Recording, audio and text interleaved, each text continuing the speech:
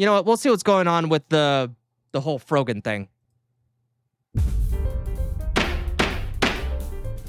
Frogan is back in the battle versus Ethan Klein. We're going to get into that today on The Legal Mindset. We teach you to be your own judge. I'm Andrew Esquire, American attorney. And this has been a fun one to follow. The absolutely fascinating battles with Denims, Casey Tron, and Frogan. And just when you think Frogan is out of it, our girl is back in there, and I love to see.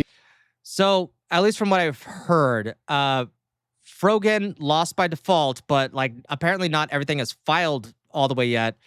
And because of Denim's recent kind of temporary ruling, as far as we can tell, I'd have to look into it, and hopefully Legal Mindset will inform us kind of what's going on here.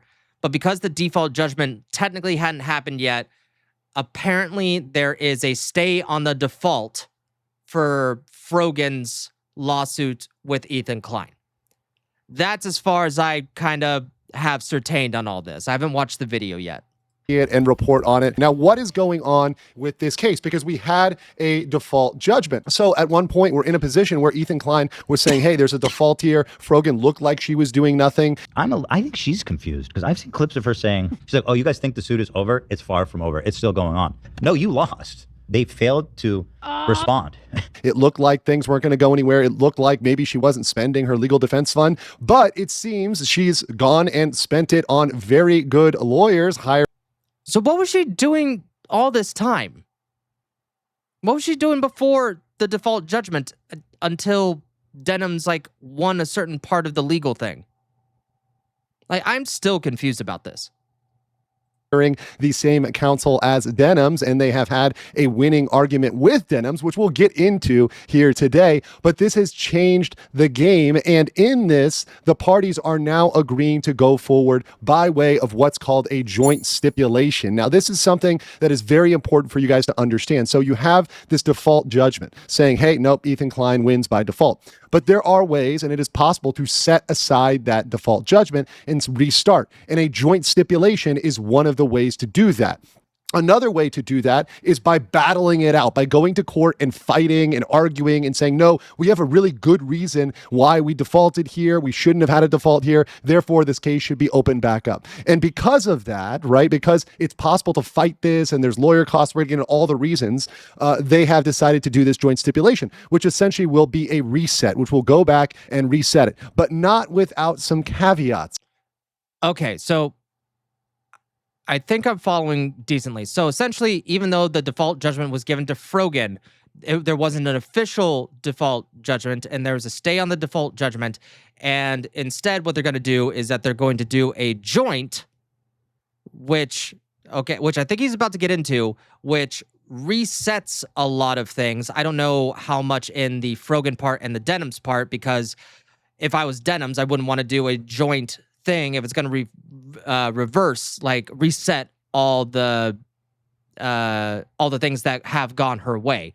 So and Andrew, Mr. Legal Mindset himself, he's giving a little smirk here. So he's like, oh, this is incredibly clever. So I'm guessing things are going to be going a little bit on the ladies' way, but let's find out here, because there's mutually agreed conditions. Now, these conditions and this stipulation must be agreed to by both Ethan Klein and Frogan. So both sides in there, working together have to agree to this stipulation. Now, why would Ethan Klein do this? Why would Ethan Klein say, I'm going to agree to this stipulation when it looks like he won a default judgment? Well, there's several reasons, which wait. So this actually might help Ethan. Does this open up a tactic for him to actually win against Denims? I'm wondering if that is the case. Want to break down for you guys today, very simply here today. So reason number one is to avoid risk and cost of fighting a contested battle. Ethan Klein, now he may have the infinite money glitch, but his funds are definitely going to be depleted more so in a protracted court battle than by going through a joint stipulation. So if he can get kind of a good position here in this stipulation, then that's better off for him than fighting it out. Okay. Save money. All right, I guess that makes sense. But the thing is, because he kind of has his own war chest already, I don't think that Ethan would do this without an advantage that is outside of just money. Like, sure, save a buck, but he's willing to go full throttle here. Like, I think that's pretty obvious to everybody. Other thing, which I've hinted at, is that Ethan gets to control some of the terms here. So he gets to actually say, hey, I'm entering the stipulation, but there's conditions. So Ethan is able to perhaps, now we don't know the details of everything that's going on between Ethan and Frogan. A lot of this stuff is not really going to be known. But when you get into it and actually look at what you can do with a joint stipulation, you can say, hey, give me a concession, give me something here. So maybe, for example, maybe Ethan Klein says, all right, Frogan, I want you to pay for the costs, all my lawyer costs of filing this default judgment, because I had to go file this default judgment to actually wake you up in this case and get you to do something. It wasn't until that default woke you up and everyone on the internet was crying about it, everyone on the internet was reporting on it. It wasn't until that point that you took this seriously, went out and hired Denham's counsel and did all these things. So guess what? I want you to pay my attorney's fees for filing that. That's just an... Yeah, but I don't think she'd be able to afford that. Like, I mean, I honestly don't know what the number actually is, but I don't. Apparently, we're not going to know what those concessions are going to be in the first place. So, example, we don't know exactly what the concessions are. There's other procedural concessions, which I won't bore you with here, and other things that they can get, but it's possible that Ethan Klein got some sort of small victory there in a concession with this joint stipulation. The other thing here is that this promotes productive outcomes, which I talk about a lot with lawsuits and everything going on. Settlement is always the best option. Coming to a mutually beneficial situation is always the best. Yeah, that's my thought. The thing is, like, I don't know. If I was... Again, obviously, I'm not Ethan Klein, and I've never met the guy. But if I were Ethan Klein, I would think, wait, I have a slam dunk. I have this default judgment. Why not go over that? Okay, so you want to do a joint thing with Denham's. How do I win? How does this benefit me? Because that's just like another...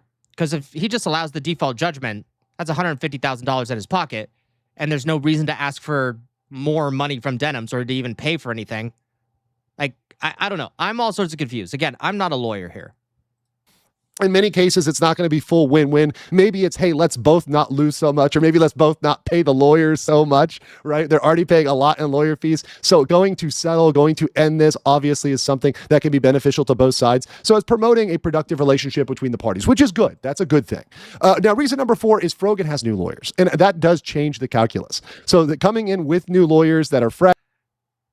I don't think people were well aware if she had a lawyer in the first place. She said she did.